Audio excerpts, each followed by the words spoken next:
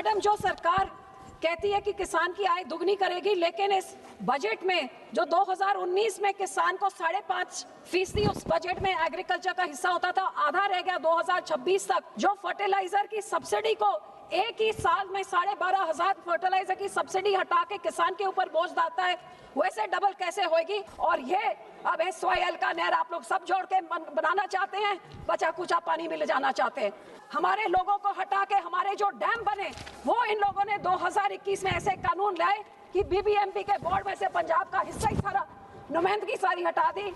ये समझ नहीं आ रहा कि मैं धन्यवाद करूं कि अपना रोष प्रकट करूं। मुझे कभी नहीं सोचा था कि कृषि काले कानूनों के खिलाफ जिसने सबसे पहले किसानों के साथ जाके खड़ के इनका साथ छोड़ा, मंत्रिमंडल छोड़ा, आज वो काले कानून लाने वाले भी बोलेंगे और काले कानूनों के खिलाफ जिनका फर्ज बनता था कि वो इसके लिए लड़े, जो वॉकआउट करके भाग गए थे, वो भी बोलेंगे। लेकिन जिसने किसानों का साथ दिया, आज उनको ये हाउस में बोला जा रहा है कि वो बोल नहीं सकते। तो मुझे इस बात का खेद है, लेकिन शुक्रिया करती हूँ कि आपने मौका दिया। मैडम, जो सरकार कहती है कि किसान की आय दुगनी करेगी, लेकिन इस बजट में जो 2019 में किसान को 5.5% उस बजट में एग्रीकल्चर का हिस्सा होता था, आधा रह गया 2026 तक, तो इससे कैसे डबल होगी? जो फर्टिलाइजर की सब्सिडी को एक ही साल में 12,500 फर्टिलाइजर की सब्सिडी हटा के किसान के ऊपर बोझ डालता है, वैसे डबल कैसे होगी? और जिस राज्य ने पिछले 70 साल से इस देश का पेट भरने का सबसे पहला काम किया है, ग्रीन रेवोल्यूशन लाके, उस राज्य के किसानों के उनका किसान सम्मान निधि को आप 50% खत्म कर देंगे, तो फिर आप बताइए कि वो राज्य तो आ गई, वहां के 80%, 90% किसान कर्जे के नीचे दबे हुए हैं, तो वो किसान कहां जाए? 600 किसानों ने आत्मा खुदकुशी उनकी यहाँ पे उन्होंने अपना जान समर्पण करी इस काले कानूनों के खिलाफ, लेकिन इस सरकार ने उनके हक में एक शब्द नहीं कहा। अफसोस ये बात है कि आज पंजाब की बेइंसाफी वैसे ही चल रही है। पहले हमारा पानी रिपेरियन प्रिंसिपल, जो हमारा पानी सबसे पहले हमारा हक बनता है, रवि ब्यास वाटर, वो आपकी कांग्रेस सरकार ने खींच के आपके हरियाणा और राजस्थान को दे दिया, और पंजाब के लोगों का ना पीने का पानी ना किसानी का पानी रह गया। और ये अब SYL का नहर आप लोग सब जोड़ के बनाना चाहते हैं, बचा कुचा पानी में ले जाना चाहते हैं।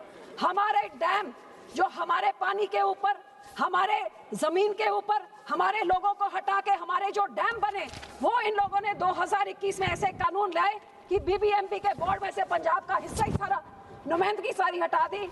और फिर जब बारिश होती है तो डैम खोल के पूरे पंजाब में तबाही फैलाई जाती है, जब पानी कम होता है दूसरे राज्यों को दिया जाता है। ये कहाँ का इंसाफ है?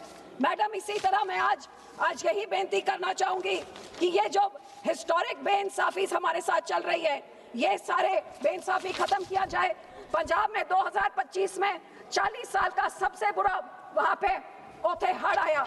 अब मेरे से पहले जो बात कर रहे थे यहाँ पे आम आदमी के, और ये सारे जने आप लोग, इनका सरकार ने उधर जाके फ्लड टूरिज्म 20 मंत्री वहां पे गए, पर वहां पे 12,500 करोड़ कहते हैं हमने SDRF दिया है। एक नवा पैसा किसी को नहीं, एक ध्वनि किसी को नहीं मिली। तो जो 12,500 करोड़ ये आम आदमी पार्टी से खा गई है, तो आपने कौन सी इंक्वायरी बैठाई है और कहां आप इंश्योर कर रहे हैं कि वो पैसा उनको मिले? आज मैं यही बेनती करती हूं कि सबसे पहले हमारी मांग यही है कि किसानों की MSP, स्वामीनाथन फॉर्मूला, C2+ 50% सारों की मांग है, आप उसके बारे में आप बात करिए।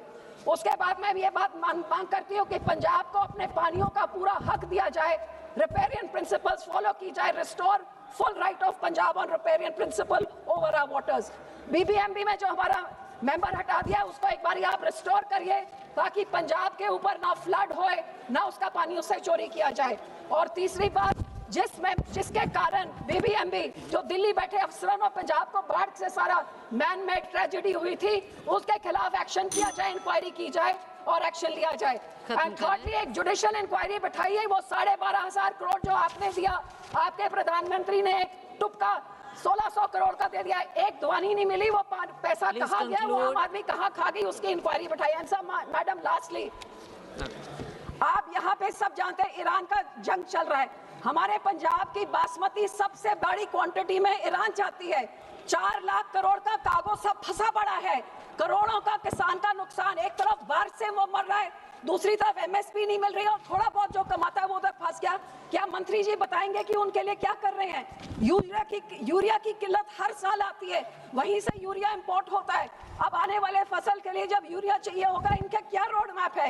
इन चीजों पे चर्चा करेंगे कि बड़ी बड़ी घोषणाएं करेंगे कि किसान की आय दुगनी हो गई है, ऐसे हो गई वैसे हो गई। किसान रोज खुदकुशी करके मर रहा है, उसको अपना हक नहीं मिल रहा। और पार्लियामेंट में जिस राज्य के सबसे ज्यादा योगदान अन्न भंडारण में 40% जिस पार्टी का है, उस राज्य का है, उस राज्य के ही एक एमपी को बोलना ना दिया जाए, इससे और कोई बहुत दुख की बात नहीं है। शुक्रिया, आपने मौका दिया। Thank you.